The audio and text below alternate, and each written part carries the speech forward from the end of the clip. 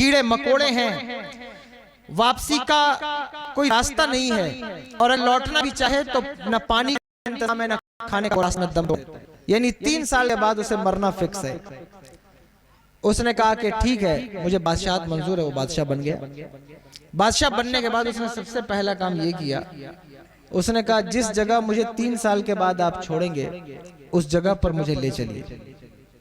تو ظاہر ہے کہ وہ بادشاہ تھا، لوگ اسے لے کر اس جگہ پر آئے۔ جب آئے تو اس نے حکم دیا کہ اس جگہ سے میرے محل تک ایک پکی سڑک بنائی جائے، ایک پکی سڑک بنائی جائے، اور یہاں جو درندے ہیں،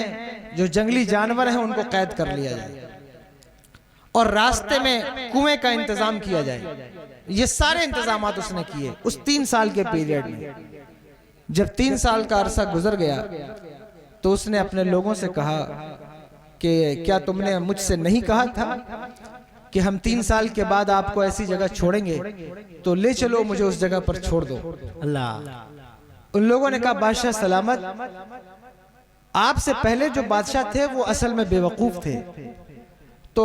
وہ جگہ ان بیوقوف بادشاہوں کے لیے تھی، لیکن آپ تو سمجھدار بادشاہ ہیں،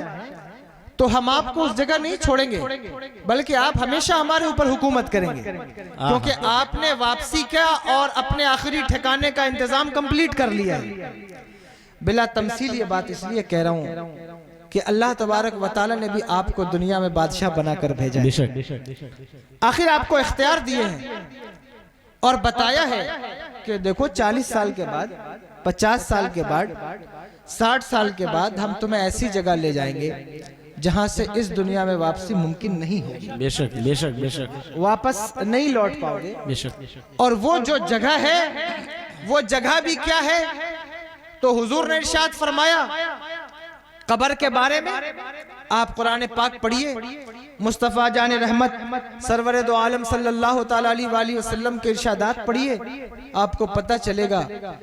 محدثین کہتے ہیں، بلکہ حضرت امام ترمذی فرماتے ہیں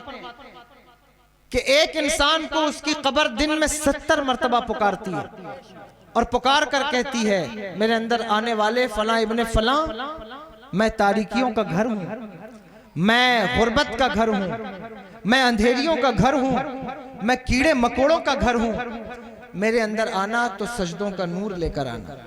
میرے اندر آنا تو عبادت کا نور لے کر آنا۔ یہ قبر پکار کر کہہ رہی ہوتی ہے، لیکن